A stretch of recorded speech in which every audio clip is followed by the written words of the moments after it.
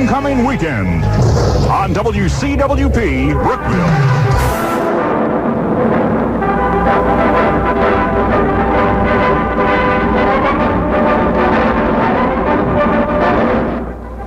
Radio station WCWP, the voice of CW Post College, is on the air.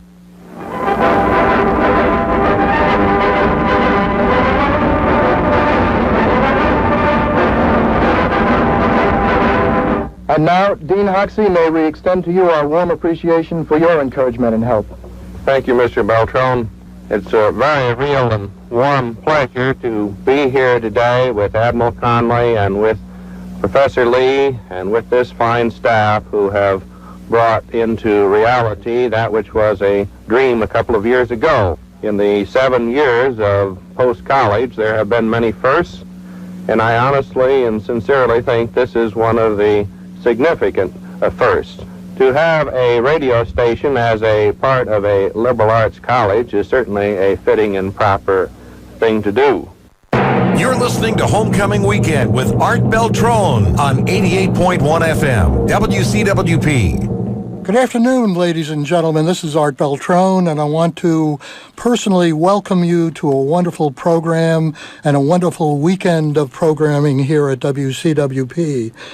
What we're going to be doing in the next 2 hours is a show that will bring back some of the reminiscences of post-college graduates from the 1950s and 1960s, and along with the music that was the top hits of the homecoming weekends during that time.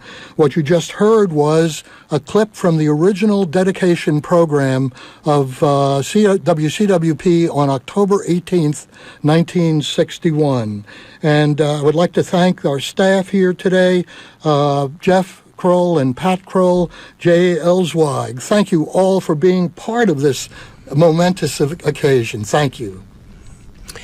Yes, and the first song from 1959 was Mac the Knife by Bobby Darin. It was introduced in 1956 by Louis Armstrong.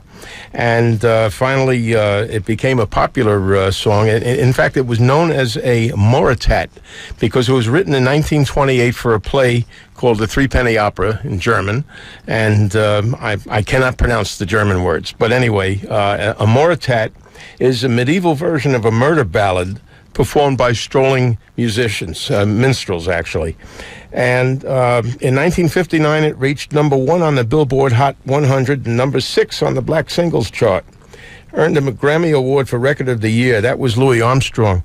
And Bobby Darin, in fact, Dick Clark said to Bobby Darin that you really shouldn't record this. He did, and the rest is history.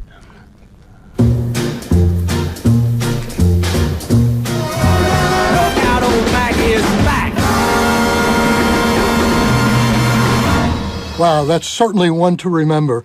We're really, really happy today of having our next guest, William Rosé, who was a member, get this, a member of the first graduating class at CW Post College, graduating in 1959.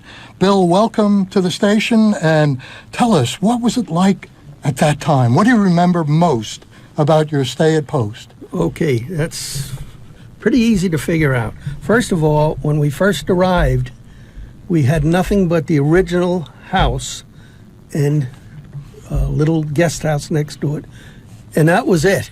And we had so when we came through the main gate, which was covered in red clay, and it was only one road, and it wound around and worked its way right up through the arch at the main house, and that was it.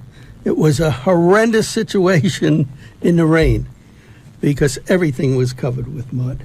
But the basic plan of the place was beautiful at that time. We had the main house, which was a post estate, plus a guest house in back. But in front of that was a giant rolling hill, all grass, and came down and worked its way right around to the entrance to the Rose Arbor. So it was one giant lawn. Wow, it sounded wonderful. But now, being a member of the first class, I mean, how many students were there? There was 125 of us. of which about 30 to 40 were vets. They had the GI Bill from the Korean War. Oh. So we had a kind of a mixed bag of pretty old guys, we'd consider old guys, and a lot of 17, 18-year-old people involved. Right. But the key to this thing was there was only 8 girls. Uh-oh. Which was unbelievable. So how was that handled? Well, they got the bums rush. And we all had a lot of fun. But you got to remember, this was 60 years ago. No cell phones, none of this stuff. Everything was personal interrelationships. So you got to know everybody very well. I mean, I used to leave my books on windowsills. Oh, my gosh. And they would be there when I went back. After about the 3rd year, they started to disappear because there were more people coming and the thing grew. But this is the way it was. And we remember the big room we had there. There was, I think, 5 rooms in that guest house. Right. Room 3 was the big one. That was the wallpapered, pink wallpaper, and a big fireplace. And what we used to do is go to that fireplace and yell down to the people below who were in the basement who were playing ping pong. Because the vets were great ping pong players.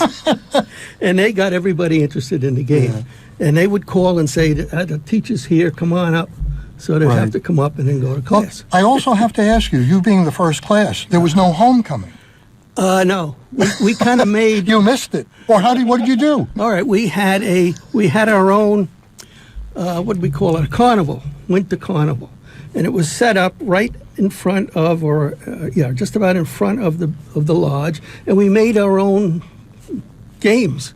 One was an archery game. We made a situation where you threw something at a wall, and if you hit the button, the water dropped on the guy. All this kind of crazy stuff, and that was our homecoming.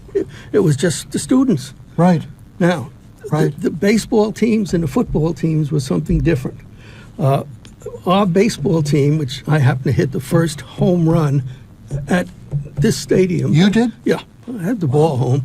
And some of the names... You have the ball home? Yes. Oh, the ball is home. The first baseball home run. Hit here. Sharon Jewell, we're going to talk to her about that. And the names on that, the fellas who signed it, were names that most of you know, Dominic Annealy. Yeah. And Joe Stone, which is a guy who we thought was a big guy. He tried to have an interview with the New York Giants, but he said they were just too big for him. It only lasted 1 or 2 days. Yeah.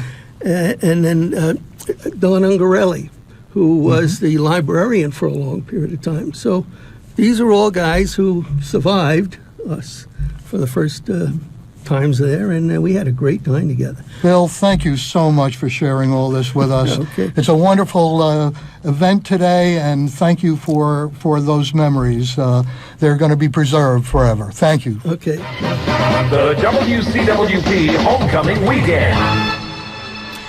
Yes, and in 1960, there was a song called Save the Last Dance for Me. The popular version that we know of was from the Drifters with Benny King on lead vocals. And it was written by Doc Pomus and Mort Schumann. There have been many different versions of this. Dolly Parton made one. Let's see, the DeFranco family. Emmylou Harris, Delita. There's a whole bunch of different versions. Anyway, it came out in 1960, and it spent 3 consecutive weeks, non-consecutive weeks, at #1 on the U.S. pop chart. In addition to logging 1 week atop the U.S. rhythm and blues chart. And so anyway, let's give a listen to the Drifters with Benny King on vocals for Save the Last Dance for Me. You can dance, every dance with the guy who gives you the eye, let him hold you. Say the last dance for me. Say the last dance for me. I think I can remember dancing to that tune at the Wayside. And for you old-timers out there, yes. You'll know what I'm talking about. Just off Glen Cove Road. That's right. As you're heading to Glen Cove. Absolutely. That was one of our favorite Friday night hangouts. Yes. Well, now we have Sharon Jewell the Assistant Director of the Archives and Special Collections at CW Post Library. And Jaron, welcome to the show. And I think what we're interested in knowing is the intent that you would like to pursue the background and history of the college with either artifacts or personal reminiscences. A copy of this show will go to the archives for some of the stories that the folks are relating for posterity. What's your goal? Well, I'm absolutely delighted to be here, and this gives me the opportunity to let everybody know that we have a very sizable archive in the library, in Archives and Special Collections, dedicated primarily to valuable information that we have for posterity and also for accessibility for researchers of LIU history. And we even have a small archive of WCWP that we're building right now, and I have a small archive of yours, Art, which we're absolutely delighted to have. My wife is very happy that it's not at home anymore. Well, it's great for it's great for everybody coming up, and it's great for people who do research. And we have materials for the people from the local community come to visit and dig into our collection, and we have the global community which we serve, as well as the academic community. And if somebody has something that, a graduate from LIU Post that has something of an artifact or manuscript material that they have held over the years, how can they best get it to you or talk to you about what it is and whether or not it would be something that you would like? Well, they can visit. I have an email address, and we encourage visitors to the collection, and we take what we do is when we get donations, we evaluate them to see whether they fit the mission of Archives and Special Collections, and we're always looking to build our archive. And so all of the wonderful memories that are being discussed, on the radio today, many of which we'd like to have in electronic form or paper form to put in the archive. Very good. Fantastic. Well, we'll make sure that that information gets out. And thank you so much for being part of the Thank you. I just show also today. like to tell you I'd love to have that baseball for for the archive. Bill Rose, are you still here, Bill? Can she have the baseball? Oh, he's not here. He went to go home and get the baseball, I think. I asked him when he was finished with the little interview that I did with him if he'd be willing to give it. And he said, yeah, I'll give it to him. Fantastic. We'd love that. So you'll get the baseball. So, Super. Just like you Super. got my old first baseman's glove. Yes, I from do. Baseball. I sure do. I sure do. And it's, at some point we'll exhibit it also. So that'll be a lot Let somebody of fun. play with it, too. Thanks very much. All right. Thank you. Thank you very much. You're welcome. Our next guest is Rita Langdon. Rita, thanks so much for being with us. You've had such a wonderful career here at LIU Post, and you've been to the school, gotten degrees from the school. Tell us about what you're involved with now. Sure. Art, so I'm a graduate of LIU. I'm entering my 28th year here at Long Island University. I'm the campus historian and the Dean of Professional Education. I'm really excited that tomorrow is our homecoming, and that this will be my 28th homecoming that I've attended. So I'm really excited to see the Pioneers take on St. Anselm's Hawks. Good. And I know that you did the book Hillwood, the Long Island Estate of Marjorie Merriweather Post, which is a wonderful look at the campus. And we talked about this a couple of years ago and showed you where the old radio station was, the first radio station. Anything else on the horizon now? Sure. Well, so as LIU is celebrating over LIU Post over 60 years, I always say that back in 1955, when the students who joined the campus, they took an educational gamble of a lifetime by 120 students coming to a college that was not accredited, that had no traditions, and today we have over 9,000 students here at the Post campus, and offering bachelor's degrees, master's, and doctoral programs. And one of the best things about this university is we're still rooted in the tradition of the Post family enterprise, and we're named for CW Post, the America's first entrepreneur. And a lot of the talents that he had in entrepreneurship are infused into how we deliver our education today through our business school and through other various academic programs here. I understand, too, you do some recruiting. You go out and do some recruiting? I do. So I also am the admissions dean here as well, and I recruit in Sweden and Norway and China and Canada, and CW Post has become more of a global university. That's interesting. So that's what I was going to get to. The reaction when you go out now and talk about CW Post and LIU Post, people... they know of it. It's a brand name. It's we have such an ideal location here with the idyllic, beautiful bucolic campus, coupled with amazing faculty and student clubs, and athletics, of course, is one of our main areas. So we are pretty established as a university and well known in the community. Great. Well, that's really good news. Thanks so much, Rita, for being part of this, and we really appreciate you coming down. And you're smiling at the gentleman next to me, who was supposed to be on a little bit earlier, but he's here, and that's the main thing. Mark Bilker. Good morning. Well, good Mark, afternoon. I would have been here on time if there were a taxi at Greenvale Station. Mark, Bill Rose was on earlier. I heard. And you and Bill were in that same class, that very first class. What do you recall? He shared some of his reminiscences with us. What about you? Well, one of the first things that comes to mind is how few of us there were. I think there were 119 of us in that first class. Ultimately, 129 graduated, but walking up here from the bus stop, I couldn't find the radio station, and realized, though I knew there were many, many changes, the size of the campus and the development is just incredible.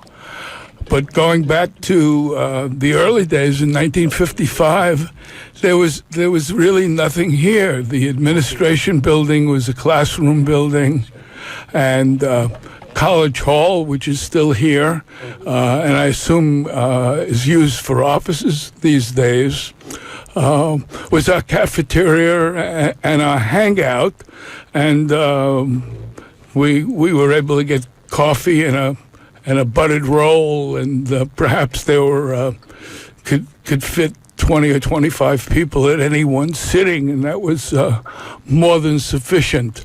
So I guess the stark contrast between our pioneering days, if you will, and the size of the campus and the student body today are the most striking things to me.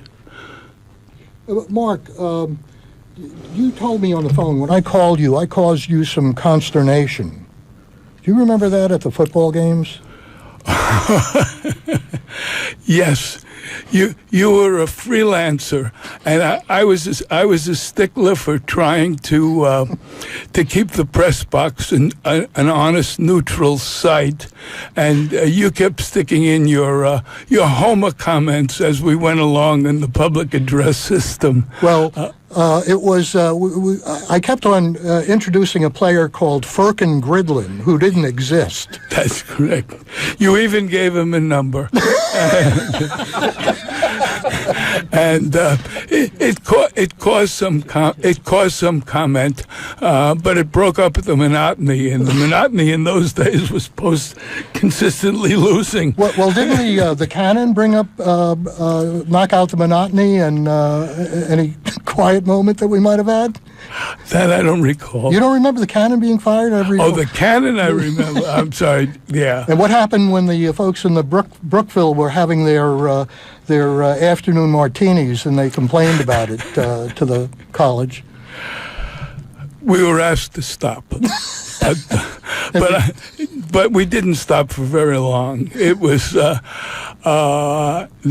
was an interesting time, but some of it is confuses because I worked at the college for a long time after I graduated, and the town gown situation improved dramatically as the years went on. But in those early days when I was an undergraduate, I was not privy to a lot of the complaints that went back and forth between the college and our neighbors. Ultimately, as I guess a lot of the people here know, some of those people became very important parts of the college campus. Some of the governing bodies and advisory boards. It changed again drastically. Great, Mark. Thank you so much for being part of this. This will be archived in the Post Special Collections and Library, and for future generations to hear what it was like. Thank you for coming down. Thank you, Art. Thanks for the invitation. You're listening to Homecoming Weekend with Art Beltrone on 88.1 FM, WCWP. Well, good afternoon again. We have a couple of special guests from the early 1960s period, Alan and Carol Fritz, who have some interesting observations about the Equestrian Center here at Post. And I have to tell a little story. I was a commuting student myself, coming from Elmont every day to Post, and I would make the drive in and come down 25A and go to school, leave the campus, and look at that wonderful field that faced you when you left the campus that was filled with horses grazing and just roaming out there. And I said, wow, isn't that a bucolic setting? And someday I'd like to have a horse. But now tell me, Alan and Carol, what was it like for you? You met here. We met here in 1964. We met in organic chemistry. And what happened is I started in 59, and then I went away for 2 years. I went to optometry school, and I didn't like that. So I came back, and I met Carol in organic chemistry. And we started dating, and next thing, she needed to get a riding requirement. And I was already an experienced rider. I used to play polo. So I said, yeah, let's do some riding. And at that time, the stable was actually located in the front, right on 25A, by the what now is a utility situation. So it was a fellow by the name of George Manning. He was the marshal at Roosevelt Raceway for the trotters. But his wife ran the riding, and she would have me ride horses that she wouldn't give to normally the beginners because she didn't want anybody to get hurt, because of lawsuits, etc. And my wife took riding as part of her gym requirements, which was great. And I'm so happy today that Post now is offering a veterinary college starting in September of 2019, because that's what I want to be a veterinarian. And I suggest all males, not females, but all males apply, because there's a shortage of men in that field. And your grades may not be that good, but you're a male, so you got an up. Well, so is the veterinary college big animals, small animals combination? Everything. So it can be horses. Oh, it'll be horses, dogs, cats, cows, the whole thing. Well, that's wonderful. Yeah, no, because there's only a few schools, and if you're not a great student, you're forced to go to the islands. Now, when I wanted to be a veterinarian, they didn't have the island schools, so I was out of luck. So I did graduate. And now I'll let my wife tell you some things about her. Carol, why don't you chime in here? What do you remember about those early days? Well, the first thing was that I had my mother's car to drive from Lawrence to Brookville. And the car was not in the greatest of shape. So the next thing you know, my father went to Fleischman Ford and bought me a red Ford convertible. So all these men were very eager to ride in the red convertible. I also had the opportunity, which was a wonderful experience, to work in the community hospital in Glen Cove.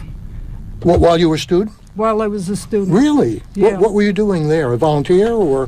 No, I was taking the medical technology program. Oh. And they shifted us over to Glen Cove Hospital to learn.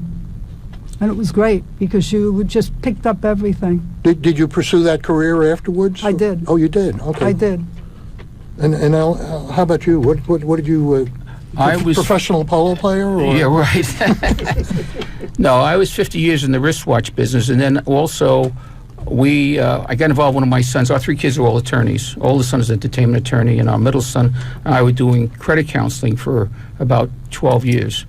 And then my son came to me in November 2015 and said he wants to practice law, so he went back and practiced law, and I gave up the credit counseling.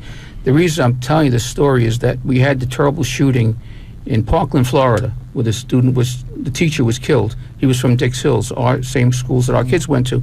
And I started the same company that was called at that time Atlantic Credit Foundation. I changed the name to Atlantic Foundation.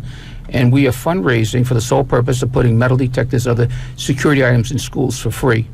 That's great. Now, Carolyn forgot to tell you that she is the former retired microbiology manager at LIJ Hospital. Oh. That's what she did. Well, congratulations on that. Thank you very much, folks, for coming in. I really do appreciate We appreciate that. your time with this. Thank you. Thank you. Thank you. It's good to come back to Post. That's great. That's great. You're listening to Homecoming Weekend with Art Beltrone on 88.1 FM, WCWP. Another treat today.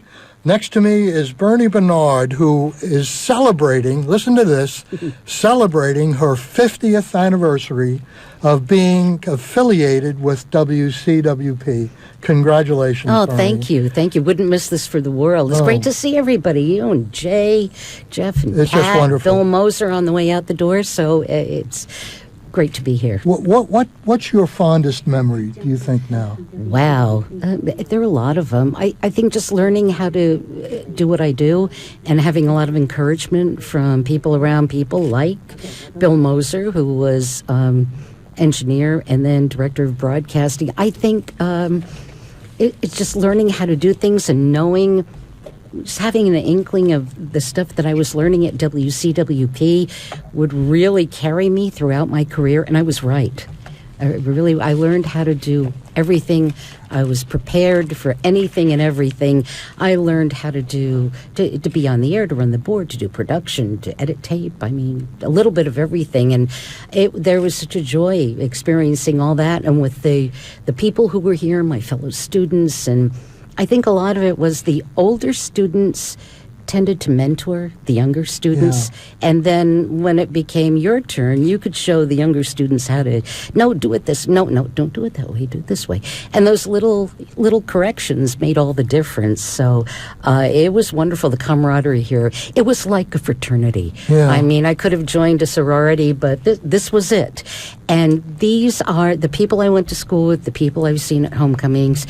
You guys are my lifelong friends. Yeah. You know, that's the thing I've noticed. You know, I'm from Long Island originally, but moved to Virginia, so I haven't gotten back here that often, but I still, get emails, and it seems like it's never ending. You know, the folks at WCWP, no matter what era they were from, there still is that feeling, the alumni, it's just that camaraderie that I liken it to being in the Marines. I was a Marine, and that's the same way about being in the Marines. You know, a Marine, once a Marine, always a Marine, and it doesn't matter if you know the person or not. They were a Marine, and you know what they went through and what they came up doing, and that's the same feeling I get from the station. And Bill Moser was like a drill sergeant, so I see the analogy here. So he's listening on the way home. Love you, Bill. Well, thank you very much, Bernie, for being with us today. Really wouldn't miss appreciate it. Wouldn't miss it. One thing we didn't mention, John Libretto was a Vietnam veteran, and several other veterans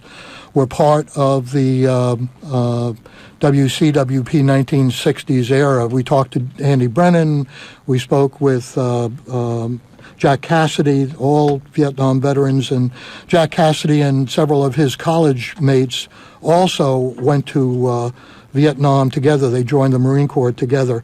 And so what I'm going to talk a little bit about now is a program that I personally have with my wife Lee, and have had for 20 years, and it's about graffiti that was left on berthing canvases of a World War II troop ship that was brought into service for the Vietnam War. And I happened to be working on the film The Thin Red Line with a production designer, and my role was helping him with the uniforms, equipment, and the weapons to make sure everything was correct for the film. And he had to videotape the architectural details of a troop transport. So the set of a troop ship could be, the set of a berthing area of a troop ship could be created. He found such a ship in Virginia, in the Ghost Fleet in the James River. Invited me to go with him to see the ship, but also to carry gear, because he had a lot of film gear he wanted to help with. And when we got on it, that's when I discovered, or I saw, all of this wonderful graffiti on the canvas bunks that were part of the berthing areas that the men actually slept on. They slept on these canvases. And one of the canvases struck me as being particularly of interest because it featured a woman by the name of, the gentleman had written Vietnam Susie, but it was actually Hanoi Hannah. And Hanoi Hannah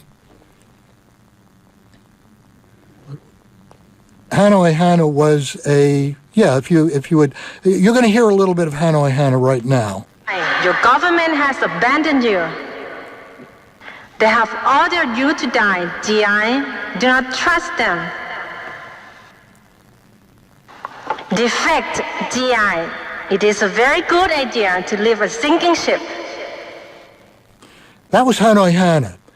Now, on the ship, the men going to Vietnam almost always carried a transistor radio with them, little small radio, that they could listen to music and other things as the crossing was being made. And the crossing took 18 to 21 days, so they had a lot of things to hear about. And when they got to one spot in the Pacific for refueling and resupply in Okinawa, they were allowed off the ship to go in town where the bars were, and they could have a drink and meet some of the folks there. And invariably, they would talk to people, and the North Vietnamese had individuals who were spies in Okinawa. And as the ship neared Vietnam, that's who would come on the air. They'd be listening to their transistor radios and changing stations, and they would come across Hanoi Hannah welcoming them to Vietnam. And because those spies were in Okinawa, they would be being told what units they were with. So not only were they welcoming American GIs, they were welcoming them by the specific unit they were attached to. So anyway, on the ship, we found a canvas that featured Hanoi Hannah. It was written Vietnam Susie, and because of the influence of radio for those young kids going to Vietnam, we've all heard the Robin Williams movie, seen the Robin Williams movie about it. We have made an exact reproduction of that broadcaster and how she was interpreted by one particular soldier. And this one canvas we would like to present to Dan Cox of WCWP in honor of all of the CWP graduates and students who came through the radio station, because radio played a vital role in Vietnam on both sides. And this captures the other side's view of welcoming GIs home to Vietnam. And this is an exact reproduction of what they actually slept on when they went to Vietnam. And for those of you who can't see it, because this is radio, it's a woman in a bikini in a lounging position, and it says, "Welcome to Vietnam, GI, hello, GI." And we were told by those who heard her that she went by the name Vietnam Susie. And this is for you at the station in recognition of that period of time, which was so vital for the 1960s and what was happening here on campus and in other places of the country? Well, radio is an extremely important part of the Vietnam experience. I had an older brother who spent time in Saigon, and one of the stories he liked to tell was late at night, or sometimes during it was late at night here, but I don't know where it was over there, but they would tune as hard as they could to hear 77 WABC because of the AM skip at night, so they could get a little piece of home. So radio has been an extraordinarily important part of all the wars that we fought, and I have a feeling that's not going to change, and I'm thankful for that. Even with you can't get the internet in a foxhole, but you can get a radio. So I'm very pleased that you brought this to us. I'm happy to accept it on behalf of WCWP and Long Island University, and thank you for doing this for us. And thank you. I know you're the Graffiti Project well.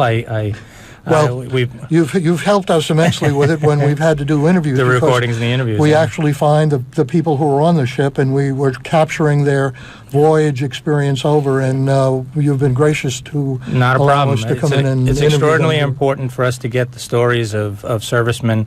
Our World War I servicemen are gone. We know that. Our World War II servicemen are dying at a rate very quickly, we've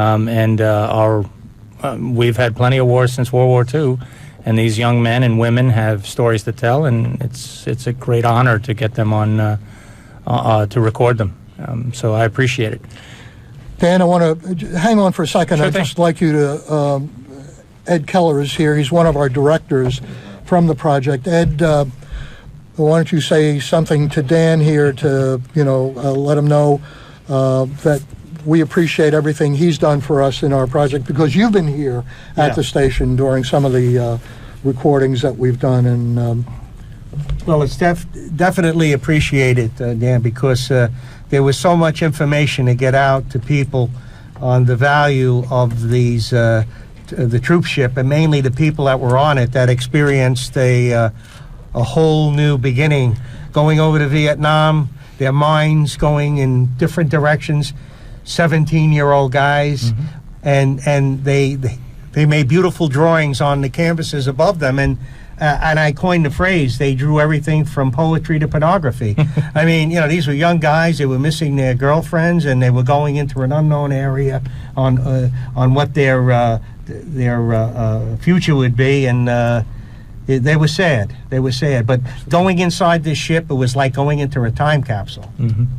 And you went in this ship and you could hear the chatter almost. Guys playing cards, guys complaining, guys writing letters. You can almost feel it by looking at these canvases, what the atmosphere was on this ship. And I know that Art was very much appreciative of your help. Wow. And this is an outstanding gift. This is something we will take care of and we will treasure here at the station. As someone who never served, but had a grandfather in World War I, a father in World War II, and a brother in Vietnam, I take the Veterans Affairs and veterans very, very seriously. They are probably, in my opinion, one of the classes of individuals in this country that isn't given enough respect and admiration. So, anything we can do here at WCWP and at Long Island University to keep that going and to keep those memories and those ideals alive, we're all for it, and we'll be there for you whenever you need us. well, thank you so much, Dan. Greatly appreciated. Thank you. Thank you, Art. Thanks for being with us. You, sir.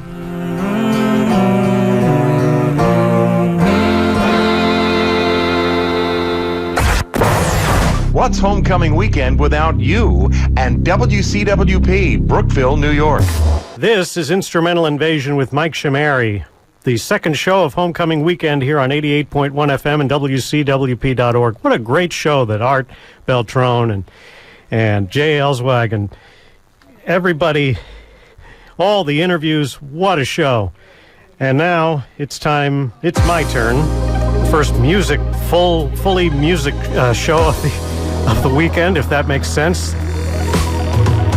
Najee, Let's Take It Back, from his Poetry in Motion album that he released last September 1st, featuring the band Incognito. Najee, Let's Take It Back, Instrumental Invasion with Mike Chimeri, underway.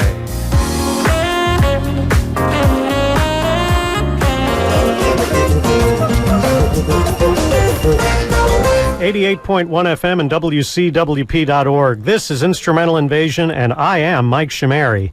You just heard 3 songs in a row. The third of them was the Philippe Sace Trio with And So But Then from On the Level, released last September 22nd, 2017, featuring Marc Antoine, who you heard earlier with David Benoit on the guitar. Before that, the late guitarist Chuck Loeb with Treetops from Unspoken, released on June 30th, 2016, featuring Jeff Lorber on the Fender Rhodes and the Mini Moog, and Eric Marienthal on tenor sax. And we started that triple shot with Chuck's 4-play bandmate Nathan East and Life Cycle from Reverence, released on January 20th of 2017. From Matt Marshak's New York album in 2016, it's Looking Back. Here on Instrumental Invasion with Mike Chimeri.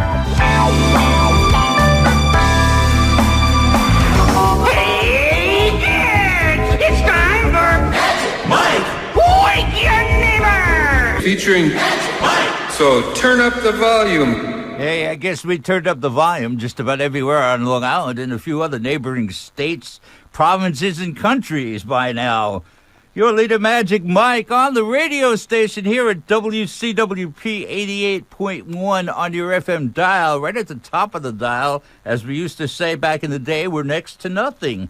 I don't know. Have they moved the frequencies to the left anymore on top of the FM dial? I don't know. With the FCC lately, you never know what's going to happen.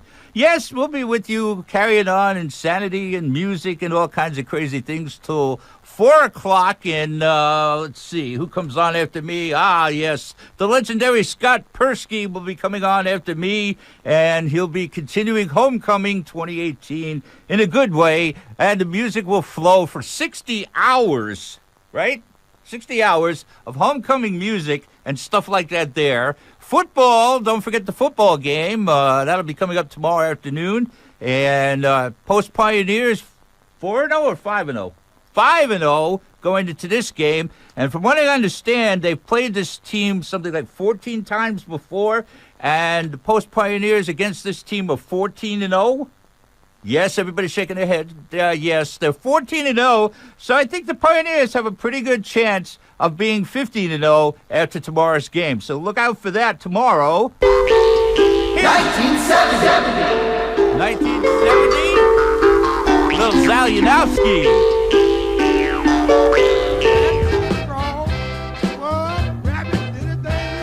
Look, you can go out and drive the woods and catch them, baby. No, yeah. A lot of rats in the woods. Got a few rats hanging out somewhere around here, too.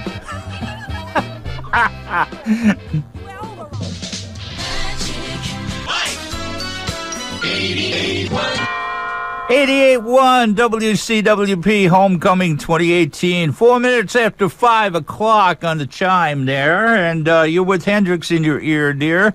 And we're going nuts till 6 o'clock. Scott Persky is still lurking about somewhere. He was supposed to be here about 20 minutes ago. I haven't seen him show up yet. He's still en route, so I guess his Flintmobile is running out of foot power or something like that. That last set of music, 2002, kicked it off with Outcast from the first Scooby-Doo movie soundtrack, dedicated to my stepdaughter Katie out in California, who said she was going to tune in. The Land of a Million Drums, minus about a couple there. Well, we lost them in the rainstorm last night. Outcast, like I said, they were from the soundtrack of the movie Scooby-Doo, and that one goes to Katie out in California. 1973, Sea Train from the album Watch, covering a Bob Dylan song, Watching the River Flow. And with this rain, the way it's been going recently, you can watch the rivers flow just about down the sidewalk anywhere. But I'd like to say a special be careful and hope everybody's okay to down in the Carolinas, Georgia, and Florida, the panhandle there. That last storm really beat the living heck out of you down there. Hope everybody's feeling good and doing okay down there, recovering. 1967, Otis Redding and Carla Thomas from an album called Otis and Carla, the King and Queen. Stax Volt, Memphis Soul, a tune called Tramp. Yeah, that was the name of it. That was hit number 26 on the pop chart, number 2 on the R&B chart for Otis and Carla. Oops.